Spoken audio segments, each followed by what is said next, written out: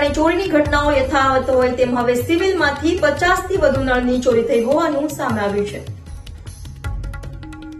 Surat civil હોસ્પિટલમાંથી ચોરીની ઘટનાઓ યથાવત હોય તેમ અલગ અલગ વિભાગમાંથી મોબાઈલ અને રોકડ રકમની ચોરી થતી હોય છે. ત્યારે હવે સિવિલમાંથી છેલ્લા 15 દિવસમાં 50 થી વધુ નળની ચોરી થઈ છે.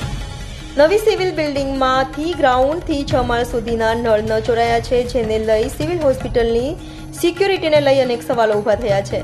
હોસ્પિટલમાં ગરીબ અને મધ્યમ વર્ગના લોકો સારવાર માટે આવતા હોય છે, ત્યારે ખાસ કરીને રાત્રિના સમયે ચોરીની ઘટના બનતી હોય આ મામલે તપાસ કરાય તે જરૂરી બન્યું છે. નમસ્કાર, હું doctor Dharitri Parmar, superintendent civil hospital તરફથી આપની વાત કરી રહી છું. મારા પણ જાણવામાં આવ્યું છે કે અમારે ત્યાં આવેલી કિડની હોસ્પિટલ અથવા તો કિડની બિલ્ડિંગ નામે આવેલી હોસ્પિટલ, જ્યાં આગળ છેલ્લા અઠવાડિયા દરમિયાન થોડાક નળની ચોરી થયેલ છે.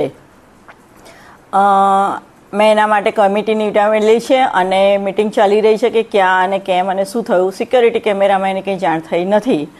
સો અમારું માનવું છે કે આ બિલ્ડિંગમાં કન્સ્ટ્રક્શન કામ ચાલી રહ્યું છે. હાલમાં અમારી જૂની બિલ્ડિંગમાંથી અમે નવી બિલ્ડિંગમાં એટલે કે કિડની બિલ્ડિંગ અને જૂની કોવિડ બિલ્ડિંગ તરીકે જાણીતી સ્ટેમ સેલ બિલ્ડિંગમાં શિફ્ટ કરવાની તૈયારીમાં છે.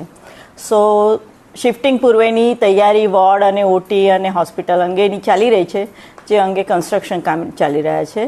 તો શક્યતા છે કે કન્સ્ટ્રક્શન કરતા લેબર વર્ક કે અવર જવર પર પૂરો કંટ્રોલ ન હોવાથી આ ચોરી થઈ હોઈ શકે, જે અંગે તપાસ ચાલુ છે.